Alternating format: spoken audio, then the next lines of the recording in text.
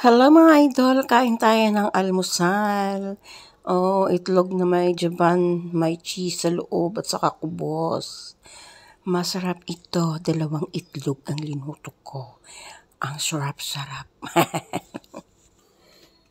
Almusal at tanghalian namin ito mga idol kasi mamaya pa kaming kumain mga alas 6, alas 7 na ganon.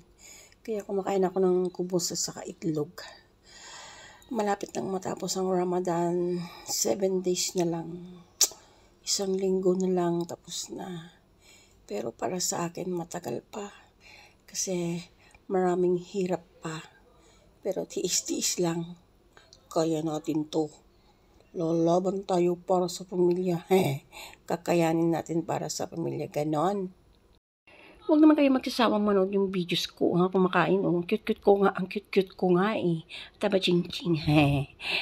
Joke lang. Baka mamaya sabihin, bahang kapal ng mukha. Sinabi pang cute.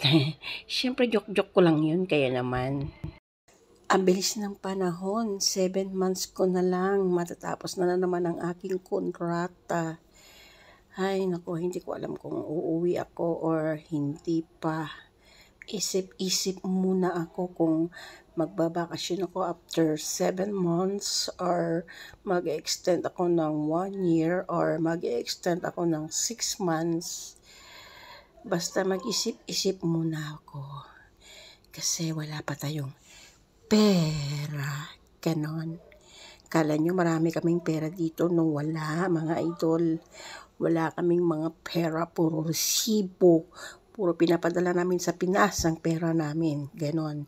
Siyempre, pinabibigay ng pagkain sa pamilya at pinangpapaayos sa mga bahay. Pera ng mga anak na pupunta sa school.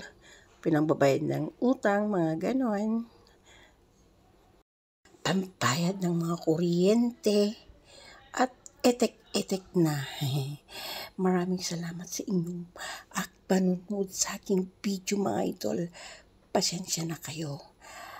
At ito lang muna ang mai-upload kong video kasi busy kami ngayon at marami kaming ginagawa dahil nga sa Ramadan. Nandito ako sa CR nag-voice over kasi nandiyo yung amo ko sa sala. Nandyan sila lahat. Uminom sila ng kawa at chai. Ang iingay pa naman nila. Maraming salamat sa inyong panunod ng aking vlog mga idol. Sana wag kayong magsasawa. Salamat sa